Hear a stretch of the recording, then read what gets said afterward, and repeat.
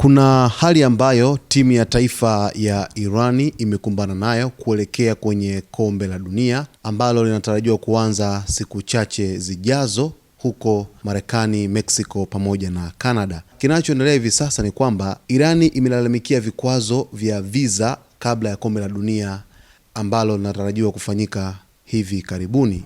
Ripoti inaeleza kwamba maandalizi ya timu ya taifa ya Iran kuelekea kombe la dunia 2026 yameingia katika sintofahamu baada ya madai kwamba baadhi ya maafisa muhimu wa timu wamekataliwa visa vya kuingia Marekani, hali ambayo Tehran imeitaja kuwa ni ubaguzi wa kisiasa unaolenga kuiathiri timu hiyo. Ubalozi wa Iran nchini Uturuki umeikosoa serikali ya Marekani kwa kile ilichokiita kuingiza siasa katika michezo, ukisema visa vimekataliwa kwa sehemu kubwa ya viongozi wa timu, watendaji wa shirikisho, washauri wa kiufundi na maafisa wengine muhimu wanaoshiriki katika maandalizi ya timu ya taifa. Hata hivyo, Wizara ya Mambo ya Nje ya Marekani imesema visa vinavyohitajika kwa wachezaji wa Iran kushiriki kombe la dunia tayari vimetolewa. Marekani pia imesisitiza kuwa haitaruhusu mfumo wa visa kutumiwa vibaya kwa sababu za kiusalama. Kutokana na mvutano huo wa kidiplomasia, Irani imelazimika kuhamisha kambi yake ya mashindano kutoka Arizona nchini Marekani kwenda Mexico. Aidha, balozi wa Iran nchini Mexico amesema timu hiyo itaruhusiwa kuingia Marekani siku ya mechi pekee na kuondoka mara baada ya mchezo kumalizika kutokana na masharti ya visa yaliyowekwa. Iwapo taarifa hizo zitathibitishwa, Irani inaweza kushindwa kutekeleza baadhi ya taratibu rasmi za FIFA ambazo zinahitaji timu kufika eneo la mechi siku moja kabla ya mchezo na kushiriki mikutano ya waandishi wa habari kabla ya mechi.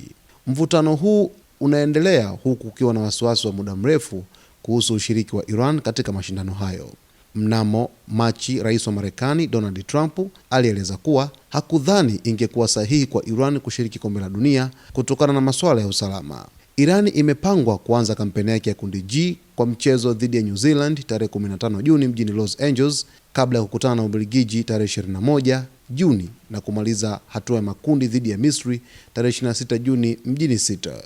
Kitu kikubwa ambacho Marekani wanakihofia ni madai kwamba huenda jopo la Irani ambalo limesafiri kuelekea huko katika mashindano ya kombe la dunia likawa na tishio la kiusalama. Ndio maana kuna uzuiaji mkubwa wa visa kwa baadhi ya maafisa ambao walikuwa wanatakiwa kuingia moja kwa moja kushiriki kombe la dunia kuiwakilisha nchi ya Irani. Sasa hali hii imeibua sintofahamu ya hofu ya kiusalama huko nchini Marekani. Ndio maana Irani wameamua sasa kuihamishia timu ya taifa nchini Mexico, lakini kama kuna mechi basi wanasafiri moja kwa moja hadi Arizona, Marekani kucheza mechi, lakini watalala Mexico.